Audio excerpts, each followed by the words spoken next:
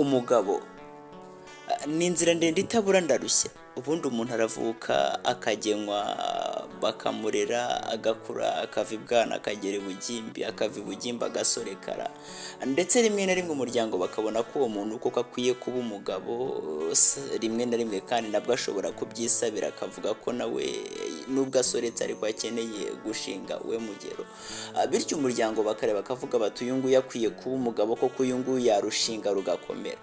Bakavuga bati ngaho rero ba nyirasenge murambagize, nuko bakarambagiza umusore akava ibusore maze akagira akarongora akaba umusore koko, ukabona ko bikwiye kandi koko ahamye. Yego rero uwo niwe mugabo, rero uwo niwe mugabo ufite urugo, uwo niwe mugabo utunze urugo rwe abana be, uwo ngo akitwa umugabo. Si uwo gusa kandi burya kuba umugabo biraharanirwa. Burya iyo ubonye umuntu avuye ubusore ukabona agize gutya rwose arigaragaje, ukabona afite giherekeza, ukabona afite gishyigikira, bityo nawe rwose agira gutya yashinga umuhana we, ukavuga uti uyu nguyu nawe ni umugabo iwe. So ntabwo aba umugabo iwe gusa kandi burya agira atya akagera no hanze bakavuga bati uriya ni umugabo.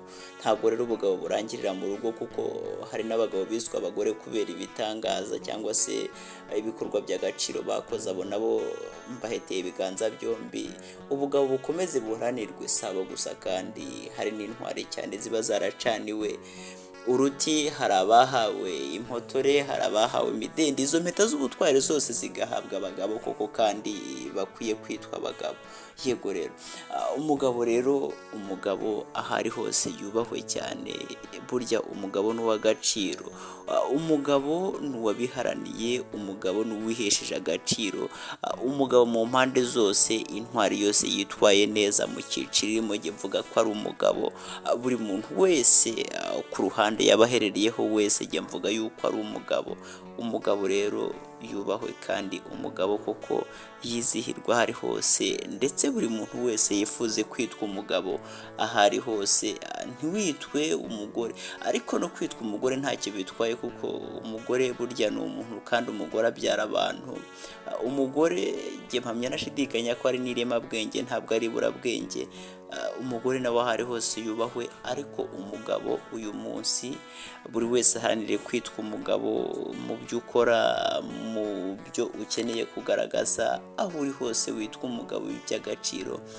Umugabo rero yubahwe kandi umugabo ahabwa agaciro, bityo umugabo koko aganze impande zose, abe umutware wa buri kimwe. Ni ukuri mwizihirwe.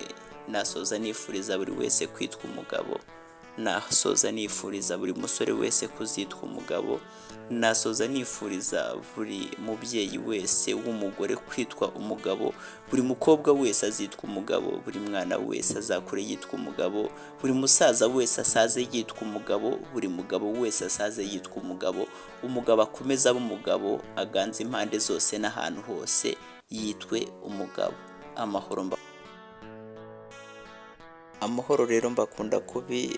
Reka mbasabe kugira ngo mukore subscribe, like, share ndetse na comment kugira ngo ibi bisigo ndetse n'izi nkuru zibagireho neza.